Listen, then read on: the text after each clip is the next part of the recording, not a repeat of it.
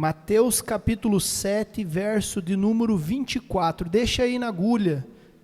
Esse aqui é uma palavra que o Senhor trouxe para nós, como Eucana, e para cada um de nós também, porque nós sabemos que a palavra é que nos transforma, ela é que nos liberta, ela é que faz a modificação nas nossas vidas. Cada testemunho que veio aqui, não é por nós, por mais que eles falem, pastor, obrigado, claro, nós somos instrumento, mas é porque eles ouviram a voz do autor e consumador da nossa fé. Eles conseguiram ouvir a voz daquele que tem o poder de mudar destinos, e eu declaro que essa voz vai mudar o teu destino, essa voz que vai te trazer direção nessa manhã.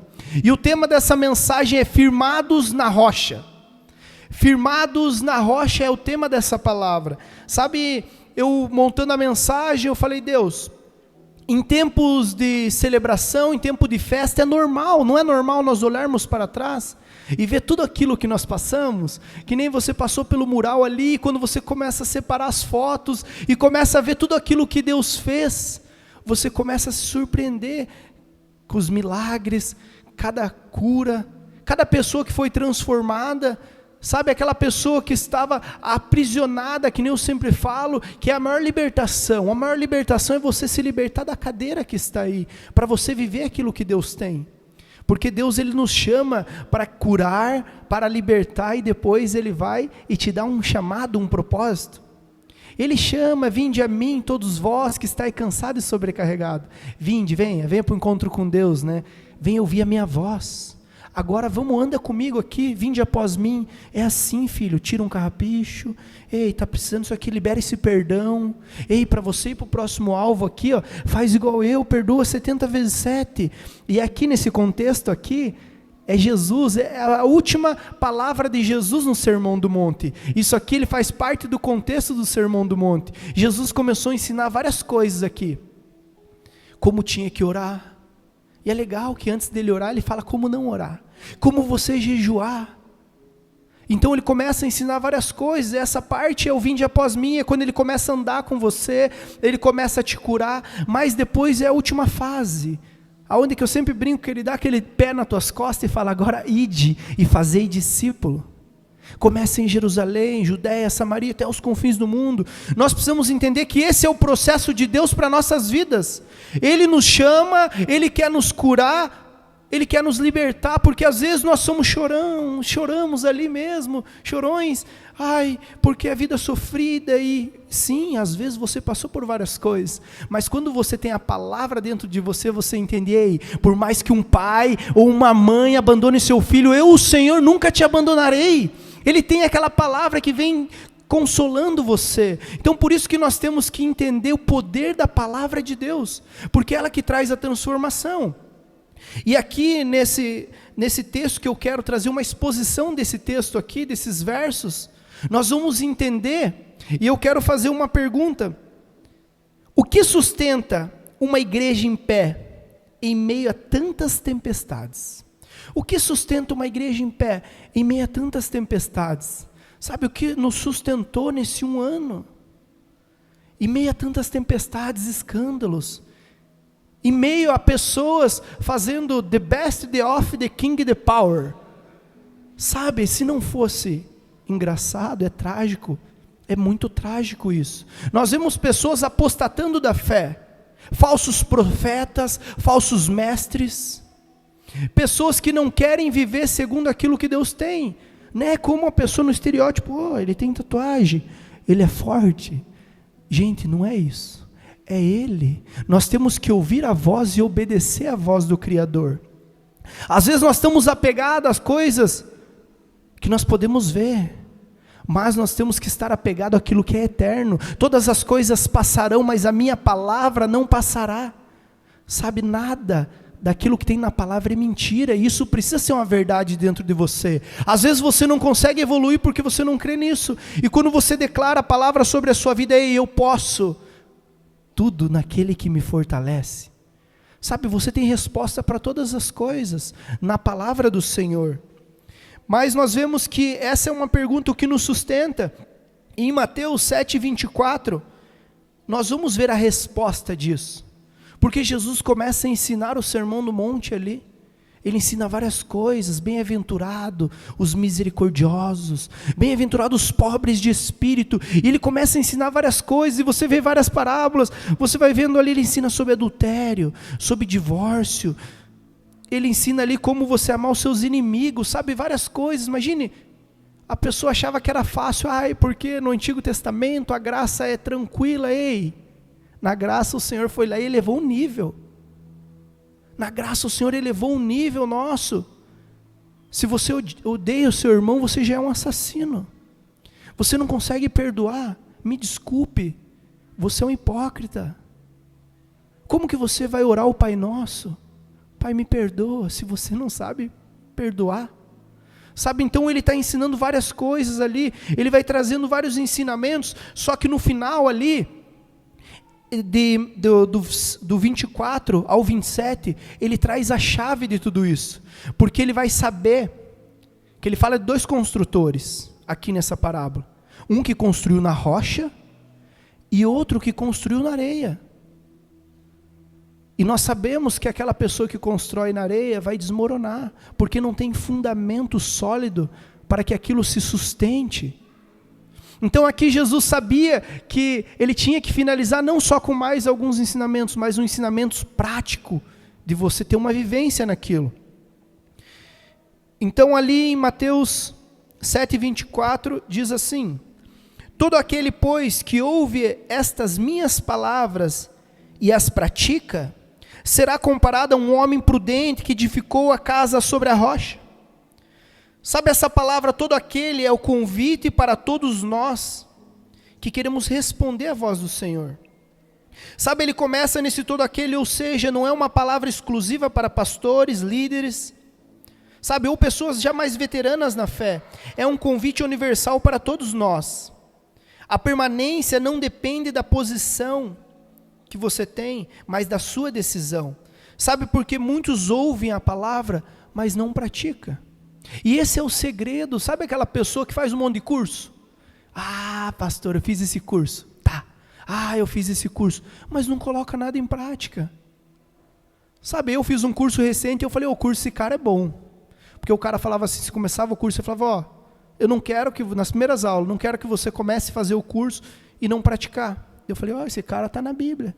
Porque o cara que é bibliólogo, nem sei se existe isso, tudo ele vê a Bíblia do Senhor. Às vezes o cara está falando uma coisa normal, não citou a palavra, mas fala, nossa, isso aqui tem um princípio na palavra. E o cara falou, não, você tem que praticar isso aqui, porque senão vai chegar lá no final, o cara vai falar que o curso é ruim. E isso de fato é verdadeiro, porque às vezes nós vamos lá, fazemos um monte de coisa, sabemos um monte de coisa, numa geração que temos muita informação. Você pega o ChatGPT, nossa, para lá, tem tudo. E por um tempo, até estava debatendo com a irmã e tal, nós vamos ficar burros, porque tem tudo ali, não pode usar, e a gente falando assim, né, e tal. Só que algo que Deus me trouxe aqui é isso. Vai ter pessoas ainda preguiçosas de praticar. Por mais que o negócio está ali, você fala em 5 minutos, ele te dá tudo, sei lá, qual que é essa palavra no original, no hebraico, ele vai te trazer. Antigamente a informação era muito mais demorada, para você montar um sermão, você tinha que pegar um monte de livro, estudar um monte de coisa, ver alguns assuntos. Agora está tudo ali. Mas tem pessoas que mesmo assim, não vão ter isso de praticar. E não adianta nada você ter um sermão cheio de conhecimento, mas nada de prática. Porque nós somos a Bíblia que o mundo vai ler lá fora. Não adianta falar, aquele cara prega bem, aquele cara fala assim, aquele cara dá uns pulos, aquele cara dá uns glória, mas a vida dele não ser reta lá diante dos homens, porque nós temos que estar diante de Deus e os homens. Ai daquele que vier um escândalo através de mim. Nós não podemos. Então nós entendemos aqui que o segredo é você realmente entender que isso é para todos. A continuação ali, o que ouve essas minhas palavras, sabe, nós precisamos ouvir. Várias vezes na palavra ele diz, aquele que tem ouvidos, ouça. Aquele que tem ouvidos, ouça. E nós precisamos ouvir atentamente, mas não é a voz de qualquer um, é a voz do Senhor. Porque sob a palavra dele, sobre a voz do comando dele, você pode andar sobre as águas. Pedro, ele só caminhou sobre as águas, sobre a voz de Cristo. Se nós queremos fazer várias coisas sem escutar a voz, infelizmente é a mesma coisa que você construir a casa na areia. Não vai ter solidez. Nós precisamos ouvir essa voz e dar continuação em viver tudo aquilo que o Senhor tem. Sabe quantas palavras Deus já liberou sobre nós, sobre as nossas vidas? Quantos ensinamentos temos recebido? O segredo do nosso crescimento não é porque temos boa estrutura, ou da igreja aqui, né, boa música, mas é porque nós ouvimos a voz de Jesus. Sabe, eu fiquei refletindo nisso. Falei, Senhor, qual que é o segredo? Por que nós conseguimos se manter em pé nesse um ano e tal? E daí o segredo não é nada disso. Eu quero relembrar, né, os irmãos, lembra que teve um culto, eu não lembro o que era, e de repente eu cheguei ali, o irmão já chegou com a notícia ruim. Pastor, acabou de dar um piripaque ali no negócio, e não sei o que, de repente estragou o telão, e estragou não sei o que. E daí o Senhor, acho que foi até o dia que o irmão Rafael pregou aqui, né? A porta ali, estragou a porta não estava abrindo, e o Senhor falou, só a minha graça te basta. E só a presença dele, sabe? Foi um culto onde eu não consegui ficar de pé diante da glória do Senhor. O louvor começou a cantar, que ainda nem estava com mais pessoas, estava acho que só voz e violão. E a presença do Senhor veio ali. Eu tive que me ajoelhar, sabe? Só que aquele teve que, parece que o Senhor te abraçou ali. E aquela presença do Senhor. Então o segredo não está, o telão, as vozes e tal. Não, é na presença dEle. Sabe, porque o culto é para Ele. A gente sempre fala, gente, nós temos que ter a excelência de começar no horário, o culto. A gente sabe que às vezes dá uma coisinha ou outra, mas por quê? Porque o culto não é para nós, o culto não é para você. Me desculpe, se você chegar atrasado, o problema é teu. O culto é para o Senhor. Nós temos que ter essa reverência de entender que é para Ele. Por Ele são todas as coisas. Nós temos que entender que o culto é do Senhor. Nós estamos aqui para manifestar nossa vida como um sacrifício vivo, santo e agradável diante de Deus. Esse é o culto racional, a palavra de Deus diz. E nós temos que ter esse entendimento para que nós possamos avançar. E aqui a prática é a rocha, é a obediência, não é o conhecimento só. Esse é o ponto central desse verso. A diferença entre o prudente e o insensato não está no que ouviram, mas no que fizeram com o que ouviram. Então você vê que chave maravilhosa, a diferença entre o prudente e o outro não é o que eles ouviram, mas é o que eles fizeram com aquilo que eles ouviram. Sabe, você pode estar 10 anos na igreja e ainda assim estar construindo sobre a rocha. Se não obedece, a obediência é o que separa os que resistiram dos que os desabaram. E o próximo verso ali será comparado a um homem prudente que edificou a casa sobre a rocha. Jesus chama esse homem de prudente, alguém que pensa no futuro, que constrói com responsabilidade, que não vive apenas pelo momento. Sabe, nós temos que entender e querer ouvir do Senhor que nós somos prudentes. E não é só aqui, nós vemos também na parábola ali da candeia. Nós temos que ter isso, eu vou fazer com sabedoria. Qualquer pessoa, se nós temos empreendedor aí, ou se você estuda, o segredo está no longo prazo. Pensar no longo prazo. E que é mais longo prazo do que a eternidade? Nós estamos só, esse aqui a traça come. Isso aqui a ferrugem corrói. Nós não podemos se alicerçar ou pensar que estamos se alicerçando em coisas que não são eternas. Então nós precisamos ter uma vida pautada na palavra para viver aquilo que o Senhor tem para nós. E aquele homem prudente, ele falou, não, eu vou construir sobre a rocha que é Cristo. O meu casamento tem que estar fundamentado no Senhor. Está dando esses BOzinhos, mas por quê? Você ama a tua esposa como Cristo amou a igreja? Por que vocês estão disputando? Sendo que vocês têm que ser uma só carne. Sabe, por isso que eu falo que o poder da palavra transforma. Conhecereis a verdade e a verdade vos libertará. Essa verdade sempre vai libertar, essa verdade sempre vai te dar solidez na tua vida, em todas as áreas, e nós precisamos focar nisso.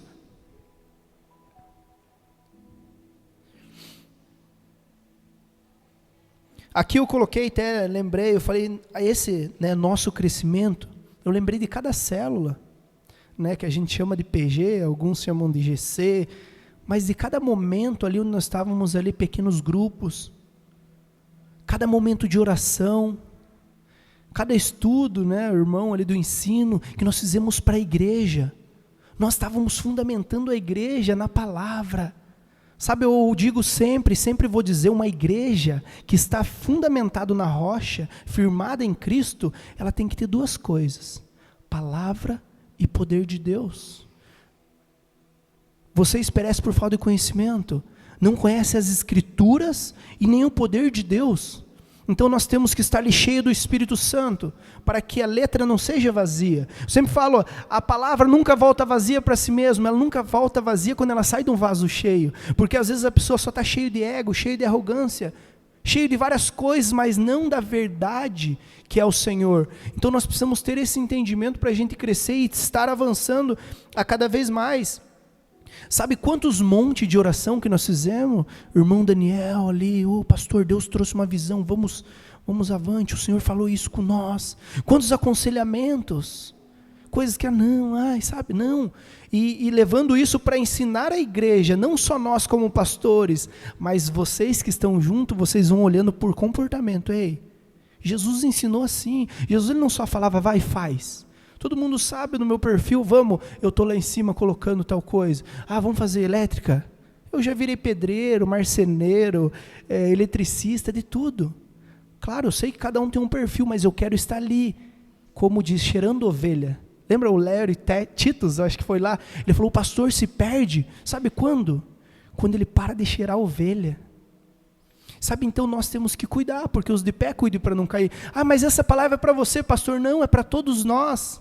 Porque começa aqui, só que se você não me vê fazendo, você também não vai fazer. Então eu tenho que ser um exemplo, sede meus imitadores como eu sou de Cristo. Poucos pastores hoje, líderes podem falar, ei, olha para mim, sabe por quê? E eles falam o contrário. Não, só Jesus, irmão, olha para Jesus, por quê? Porque eles não querem essa responsabilidade de viver uma vida íntegra. Sede santo porque eu sou santo, ele não falou, talvez seja, sede santo. A graça capacitadora é isso, é você saber que em Cristo, com a graça do Senhor, com o Espírito Santo dentro de você, você pode todas as coisas, você pode ser santo, você pode amar sua esposa como Cristo amou a igreja e se entregou por ela. Você pode renunciar ao pecado, você consegue viver, mas como que você consegue ler tanto a Bíblia aí? Porque eu quero me conectar com o Criador, eu quero passar com Ele a eternidade, e às vezes nós queremos passar a eternidade no céu, mas nós não queremos gastar tempo com aquele que nós dizemos querer estar com Ele no céu.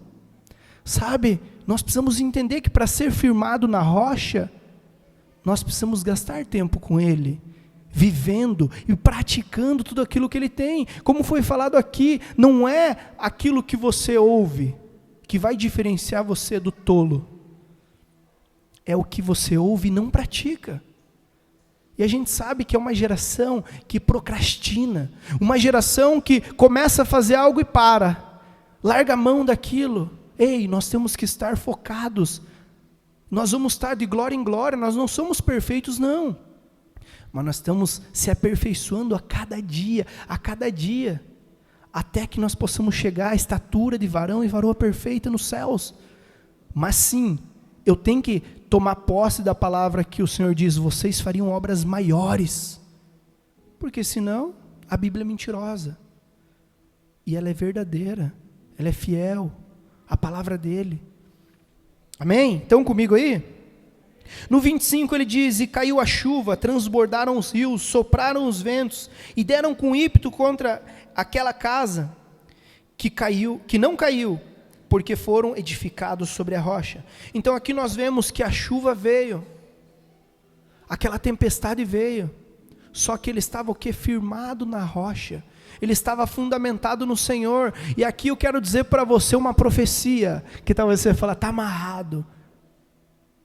Ei, vai vir tempestade sobre a tua casa, vai vir luta sobre a sua casa, vai vir doença. Isso daqui é inevitável, meus amados. Só que como que você vai lidar com isso? Como você vai lidar com isso é a forma com que vai te transformar. Ei, Senhor, enfermidade, no poder e na autoridade do nome de Jesus Cristo. Sai. Ei, vai sair. Depressão, medo. Pai, eu não consigo avançar aqui. Ei, eu via meu pai sempre deixando as coisas, ele começava e deixava. A culpa não é minha. Meu pai, eu vi ele começar, ele trabalhou sei lá em quantos empregos, ele achava bonito pegar a carteira, eu já tenho 3 carteiras aqui, ó. Mas não é porque ele trabalhou vários anos num lugar, não, porque ele só ia trocando de lugar. Eu não consigo ter raiz em nada. Eu não consigo ter compromisso, porque eu não via compromisso ali. Não. Quando você decide por Jesus, sabe, o batismo não é você ir lá, tomou banho de piscina. Não, é você decidir dentro de você, Senhor, eu quero nascer de novo. Lembra de Nicodemos? Nicodemos teve um encontro com Jesus, e ele falou, ei, você precisa nascer de novo. E ele, um mestre da lei ali, imagine um cara todo letrado, fala, ei, como eu entrarei dentro do ventre da minha mãe de novo? Imagina uma pergunta de um cara letrado, uma pergunta que talvez o Estevão, meu filho de 5 anos, não ia fazer, porque aquilo seria impossível. Mas ele falou, não, você precisa nascer da água e do Espírito, é ser transformado. Então nós precisamos ter essa transformação, essa mudança verdadeira, e decidir, essa decisão é por nós, para que nós possamos avançar, colocar nossas estacas num solo rochoso ali.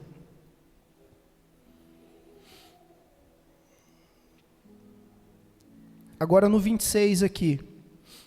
E todo aquele que ouve essas minhas palavras e não as pratica, será comparado a um homem insensato, que edificou a sua casa sobre areia.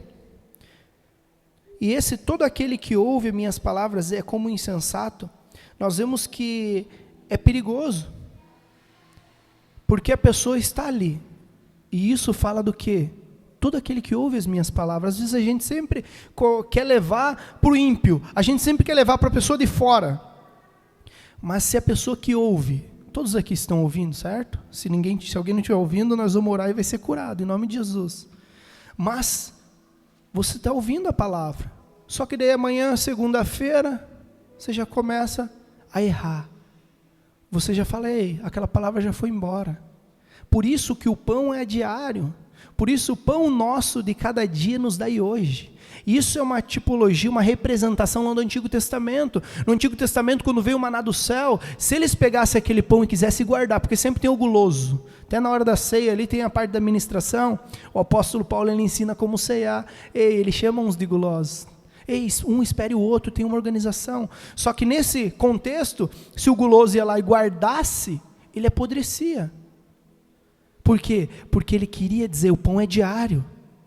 Só que eles não entendiam. Só que certa vez ele vem e fala, ei, eu sou o pão vivo que desceu do céu. Ei, a provisão é diária. Eu sou a provisão que vocês precisam. O Senhor é meu pastor e dele eu não terei falta. É muito distorcido esses versículos. Às vezes a pessoa, o Senhor é meu pastor e nada me faltará. Ei, glória a Deus, agora não falta nada. Não, é se você estiver nele, firmado nele, nada vai te faltar, amém? Então você precisa estar firmado nele, para que nada venha te faltar. Não adianta você ouvir a palavra, o pastor pregou legal, top. E aí? O que você vai fazer amanhã com a palavra que eu estou te entregando aqui hoje? E não adianta você só querer viver da minha palavra até na outra semana. Não, o pão é diário. Então você amanhã, ei Senhor, fala comigo. Eu quero que o Senhor fale comigo. Às vezes você é aquela pessoa igual aquele que vai ver horóscopo, né? Você quer procurar uma coisa, ai Senhor, fala comigo. De repente, ei, e Judas se matou. Não, essa não. Ah, eu quero outra. Não. Senhor, que livro que eu preciso ler? Ô pastor, me indica. Ô ministério de ensino. Sabe, por mais que a gente entrega vários ensinamentos para vocês, tem escola de ministério, tem ensino, mas você tem que ter tua busca. Esse alimento veio para mim, entregou para a igreja, mas o que vai te alimentar durante essa semana, até o próximo culto que você vai vir? Sabe, essa geração, ela está muito pensando em si mesmo. Essa geração, ela não quer se firmar na rocha, porque ela está querendo só os seus meus prazeres. A Bíblia diz que nós não ganhamos porque não pedimos. E quando pedimos só o que a gente quer. Sabe, nós pedimos errado, é claro, a gente pede errado. Ei, Senhor, seja segundo a tua vontade. Poucos querem orar assim. Eu estou com isso aqui, claro, você vai pedir. A palavra diz, eu sou um bom pai. Vocês são maus.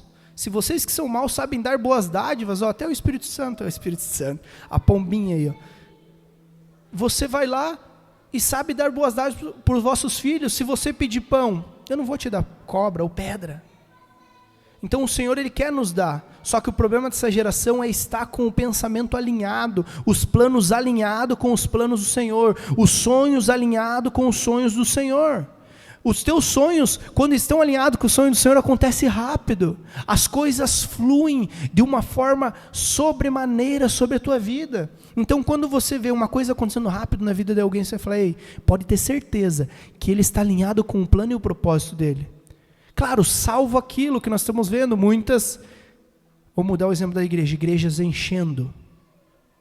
E é o que eu sempre oro, não adianta nós termos uma igreja cheia de pessoas vazias. Nós, a palavra que o Senhor tem sobre a nossa vida é o quê? Nós somos remanescentes fiéis. Aqueles que vão estar pregando a verdade nos últimos dias. Aqueles que vão estar alertando as pessoas sobre o bem vindouro.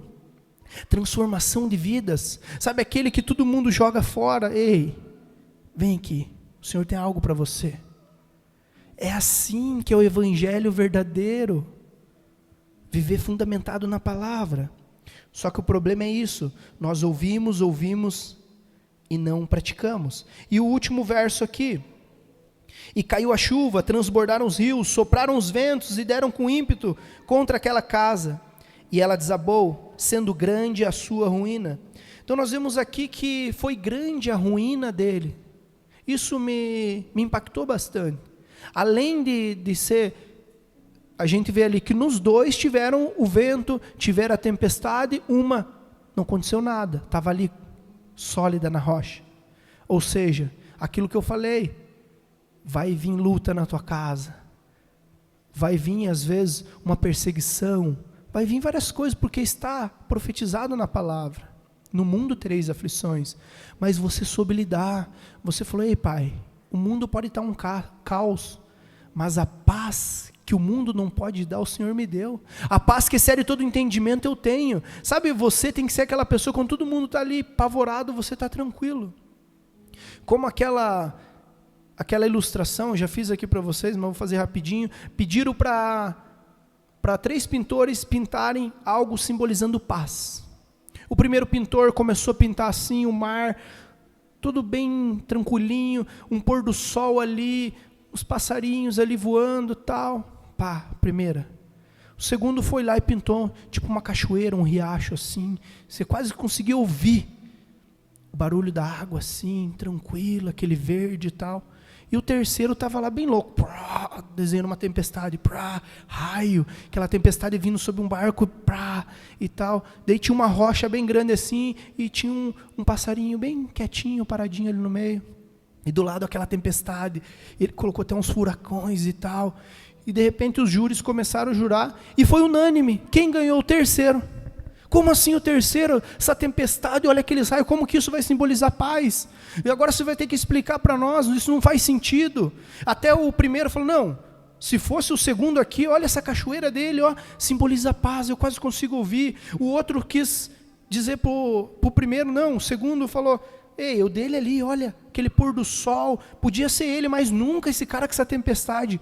E daí os júris falaram, é que vocês não entenderam por trás do desenho. Olhem toda essa tempestade. E dali não tinha uma rocha. E aquela pombinha ali, quietinha. Ela estava paradinha, intacta. Ele falou, isso é a paz. É estar uma tempestade ao seu lado, a tribulação vindo, e você está ali intacto. Porque você tem a paz que excede todo entendimento. Então nós que estamos firmados na rocha, nós temos essa paz. E é ela que vai fazer com que nós possamos prosseguir para o alvo. Essa é a nossa missão que o Senhor tem para mim e para vocês. Se o louvor quiser subir, que minha mulher já está aqui faz hora. Aqui, eu tinha só mais, fui só pulando aqui. Glória a Deus pelas mulheres, né, que elas ficam ali, o pastor se deixar até amanhã, mas vocês têm que almoçar ainda, né, se alimentar, sempre se escuta assim, demora, né, ainda tem a ceia. Mas queria que você colocasse em pé já.